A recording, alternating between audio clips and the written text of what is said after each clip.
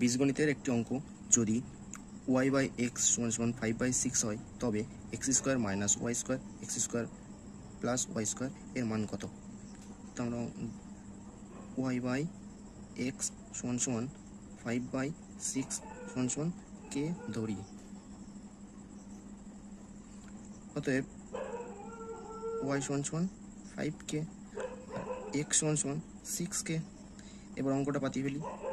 অতএব x² - y² x² + y² সমান কি লিখবো?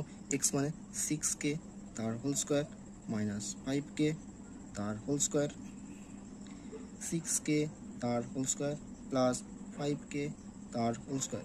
এবার সমান 36k² minus 25k² by 36k² plus 25k²। এটা সমান কি? এটা থেকে এটা বিয়োগ করলে কত হয়?